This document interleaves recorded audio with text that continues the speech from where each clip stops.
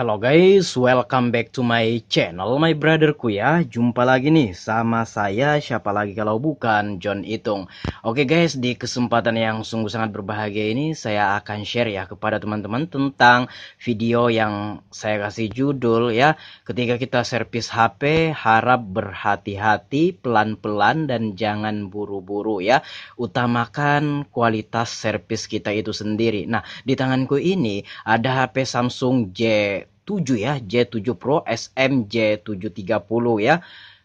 SM, oh kututup nih, di sini ada tipenya SM J730G/DS. Kalau saya nggak salah sih, coba kita tengok dulu ya. Oh, tapi nanti bisa kita cek ya. Coba kita cek di pengaturan. Iya, nah HP-nya ini ada isolasi kertasnya guys ya. Ya ini barusan saya lem tentang ponsel. Nah ini SMJ730G/DS ya. Nah ini ya kendalanya masuk ke counter kami ya. Ke counter kami kendalanya adalah ini tombol powernya ini kadang mau dipencet kadang enggak. Tapi kebanyakannya enggak mau ya. Nah susah banget kalau kita mau menghidupkan posisinya ini. Misalkan posisi HP lagi habis baterai dan pas kita mau menghidupkan. Nah itu kadang nggak bisa. Nah tapi kadang bisa. Nah terus ketika HP layar kunci dan kita mau mengaktifkan kayak gini kadang nggak bisa tapi kadang bisa, jadi orangnya sebel kayak gitu.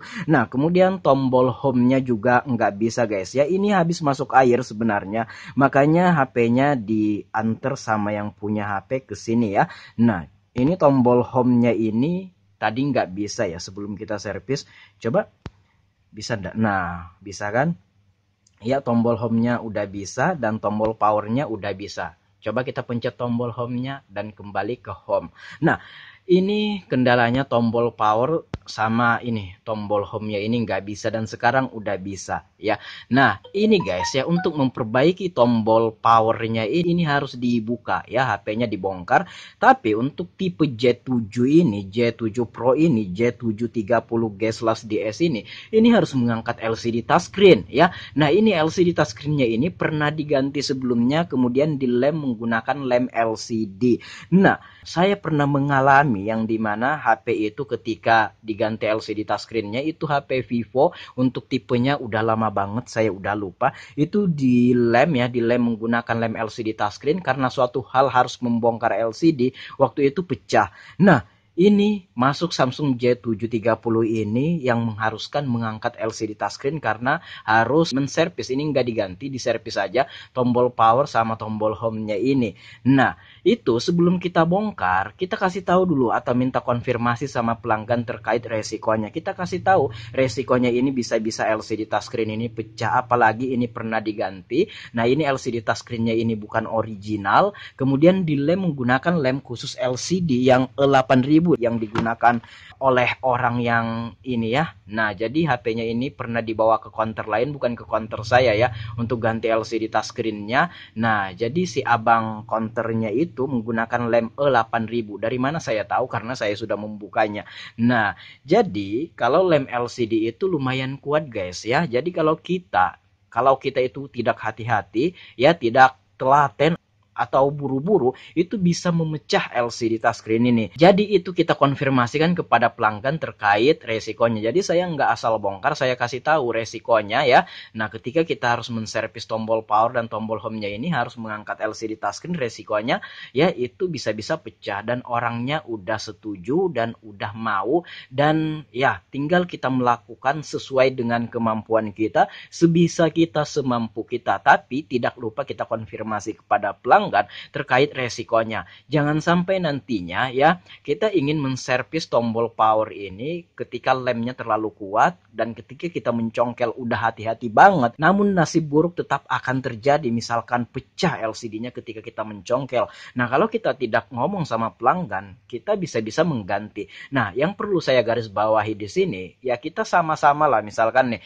resikonya kayak gini terus pelanggannya mau. Nah kita juga bisa dengan leluasa mengerjakannya, tapi dalam artian tidak sewenang-wenang atau tidak semaunya. Maksudnya tidak terlalu kasar kita mengerjakan yang bisa mengakibatkan LCD touchscreen-nya malah pecah. Jadi jangan mentang-mentang kita dibebaskan terhadap resiko itu, kita semau-maunya. Itu bukan kita ya, maksudnya kita tidak seperti itu.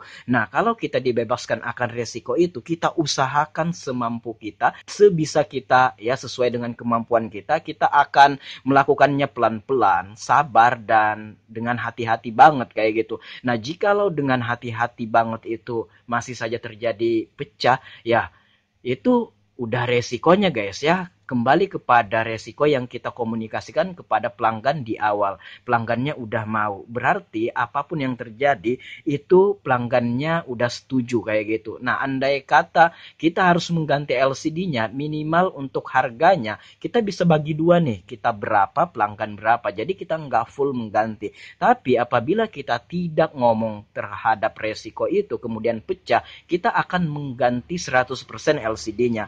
Nah, jadi prinsip yang saya terapkan di sini, saya akan mengerjakan sesuatu yang beresiko, tapi saya komunikasikan dulu sama pelanggan bagaimana baiknya. Kalau memang dia setuju terhadap resiko yang kita kasih tahu, ya kita kerjakan. Andai pun kita bagi dua, misalkan LCD-nya ini pecah, ya nggak masalah. Yang penting di sini kita komunikasikan dulu. Nah, jadi buat teman-teman para teknisi servis HP, tuser HP, tukang servis HP, ya kalau pengen mengerjakan sesuatu yang berisiko kayak gini, ya harap dikomunikasikan dulu sama pelanggan supaya pelanggannya juga ngerti dan mau. Misalkan kan kalau dia mau ya udah kita kerjakan.